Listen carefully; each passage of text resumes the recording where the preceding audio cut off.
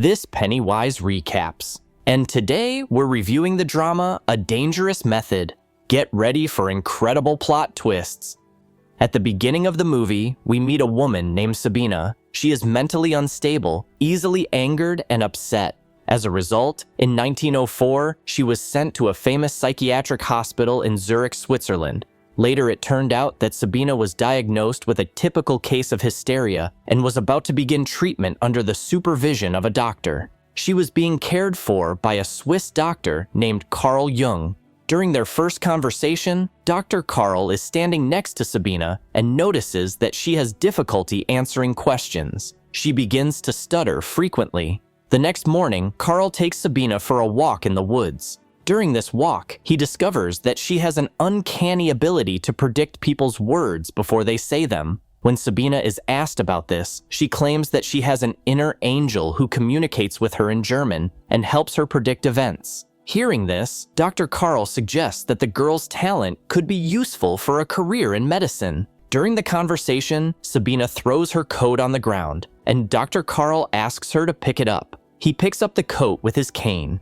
Strangely enough, this situation makes Sabina angry, and she rudely asks him to stop. A few days later, Carl learns that Sabina is actually a very intelligent woman with a degree in medicine. Realizing her intelligence and cheerfulness, he gives her the opportunity to help him with his experiments. Sabina cannot believe that she will have to work with such a famous scientist. She agrees without any hesitation. Later, the movie shows us Carl's wife Emma, who has just given birth to a beautiful baby girl. Excited by this event, Carl visits the maternity ward to see his newborn son. However, he notices that his wife is unhappy because she had hoped to give birth to a male child, but it turned out to be something else entirely. In response, Carl comforts her and tells her not to worry about it. During these events, Carl and Sabina continue their conversation. Mann reveals the main reason for her condition. He explains that Sabina's problems began because her abusive father humiliated her. He often punished the girl with blows and forced her to kiss his hands. This really triggered emotions in Sabina, and she started looking for any form of humiliation. Even the fact that Carl had hit her coat with his cane a little earlier had caused emotions in the girl. After discovering the main problem, Dr. Carl makes an appointment with Dr. Sigmund Freud, a famous Austrian doctor. Carl wants to discuss his patients and determine the most effective way to their recovery. As the doctors enter the conversation, they begin to share their thoughts and analyze each other. This leads to a lengthy discussion that lasts 13 uninterrupted hours. Despite this, the men are not at all tired and decide to meet with each other again very soon. Later, Carl meets Sabina and tells her about his conversation with Dr. Freud. During their conversation, they realize that they have common interests, and the man and the girl become much closer to each other. One day, Dr. Freud has to leave for a business trip, so he writes a letter to Carl asking him to look after a patient named Otto Gross. This is an unbalanced psychoanalyst known for his brilliant mind and his tendency to debauchery. In this letter, the doctor describes in detail everything about the patient, including the strange fact that the patient can bite when he is angry. In order to preserve their friendship, Carl does not hesitate to agree to this. He then attends Otto's session, hoping to use his method of therapeutic conversation to help the patient. During this session, Otto reveals his true nature by bragging about his many mistresses. He also advises Carl to have multiple women. According to Otto, having multiple bed partners helps a man to be fit and healthy, while having only one partner causes headaches. This is a philosophy that is still preached by a certain Dr. Tate. The next day, Sabina actively helps Carl with his research, and even tells a few jokes to make the doctor laugh. She has really started to recover from her mental disorder, but Carl's thoughts keep coming back to Otto's words. He begins to realize that he has been staring at Sabina for a long time, yet somehow he manages to keep control of his desires.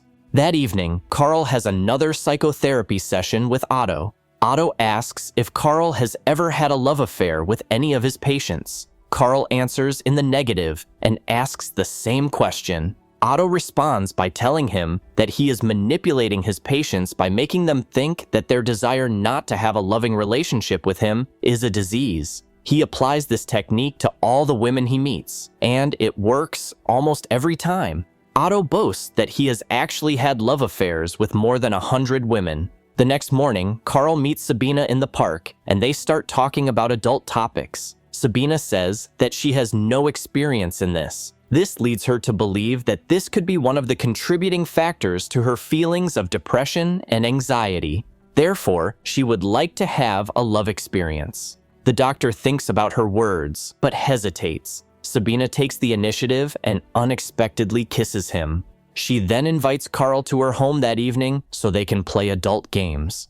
Later, during a psychotherapy session, Otto tries to convince Carl to give in to his desires and accept Sabina's proposal. However, Carl is still steadfast in his decision. He doesn't want to cheat on his wife, and he also recognizes the prohibition against having an affair with a patient. Even after hearing this, Otto continues to talk about some of his romantic encounters. Carl's resolve begins to weaken, and eventually he gives in to his desires. Carl can no longer control himself, and he rushes to Sabina's house. There they begin to play adult games. This is how their secret affair begins. As time goes on, they engage in even more vigorous activities, including tying hands and the like. One day, Emma prepares a surprise for Carl. She gives him a boat decorated with red sails. Emma knows that this is exactly what Carl has always wanted. She thinks he is the best man in the world and says he deserves everything he wants. Seeing the love and trust of his wife, Carl realizes that he is cheating on her.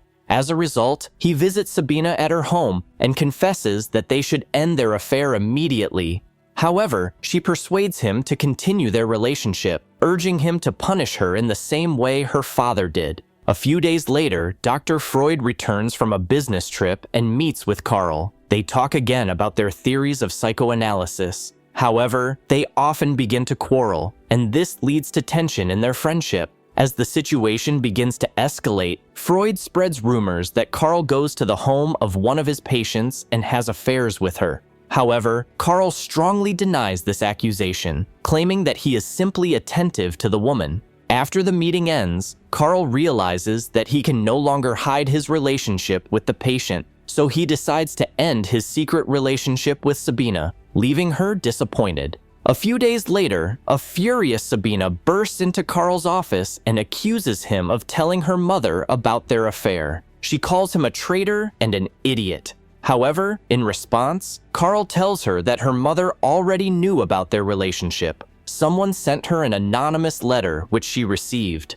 He told Sabina that he would now treat her only as his patient, not paying attention to their previous relationship. This makes Sabina even angrier, causing her to grab a knife and do something to Carl's face. Later, she writes a letter to Dr. Freud, asking for a meeting to discuss the connection between her and Carl. After reading her letter, Freud writes to Carl to find out the truth, but Carl denies any involvement with Sabina. He says that Sabina is actually trying to ruin his life by spreading false rumors. Because of their friendship, Freud immediately believed Carl and sent Sabina a letter. He wrote to her that he could not meet Sabina at the moment because he was busy with work. Freud also suggests that Sabina and Carl solve their problems without the interference of unnecessary people. Stunned by the circumstances, Sabina once again visits Carl's office. She does so to find out that he is being discharged from the hospital. It turns out that he is traveling to the United States to attend a major conference. Sabina becomes angry and scolds Carl for lying to Freud about their affair. She demands that he write Freud a letter and confess the truth about their relationship. Sabina also reminds Carl that she could have publicly damaged his reputation, but thought it best not to. Hearing all this, Carl finally agrees and sends a letter to his friend. He tells the whole truth in the letter. When Freud reads this letter, he feels betrayed, but not shocked. He writes a letter to Sabina, apologizing and expressing his admiration for the way she handled the conflict. Later, the movie takes us to a few years later. Sabina comes to Carl's house in Switzerland to work on her dissertation together. As they work together, they reminisce about their interesting past. where they made love in various places, such as a bedroom, a psychiatric ward, and even a boat. Finally, they decide to add one more memory to this list. Carl and Sabina start playing adult games again.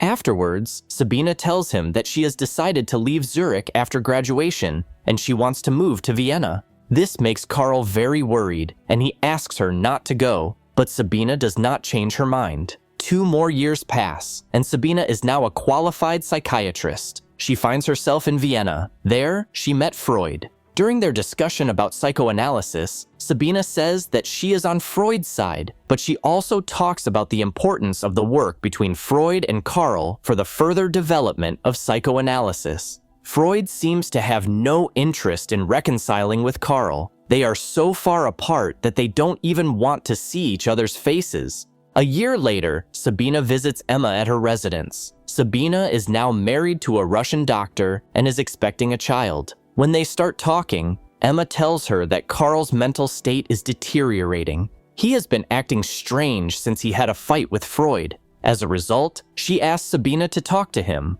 The film shows us Carl sitting quietly on the bank of a river. This suggests that he has withdrawn from his research work and is no longer productive. Soon after, Sabina approaches him and starts a conversation. Carl tells her that he has been having terrible dreams that keep him awake. Sometimes he sees that the whole city is completely devastated. Sabina is bored by this conversation, so she quickly changes the subject and tells him that she is returning to Russia with her husband. She then asks Carl about his new mistress. Carl replies that her name is Tony, and she looks a lot like Sabina. He says that Tony reminds him of the good times he had with Sabina. Carl also admits that his love for Sabina has contributed to his personal growth, but he recognizes that there is nothing he can do to change the situation.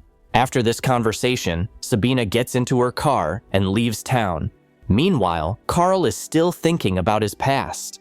At the end of the film, the fates of the 4 analysts are revealed to us. It is mentioned that Otto tragically died of starvation in Berlin in 1919. Freud was expelled from Vienna and died of cancer in London in 1939. Sabina was trained by numerous analysts in the Soviet Union. She suffered a terrible fate along with her 2 daughters. They were killed by German soldiers in 1942. Meanwhile, Carl overcame a nervous breakdown and died in 1961. He achieved recognition and became the best psychologist in the world. Thank you for being with us. Subscribe to the channel, like us, and be sure to click on the bell to stay up to date with our new videos.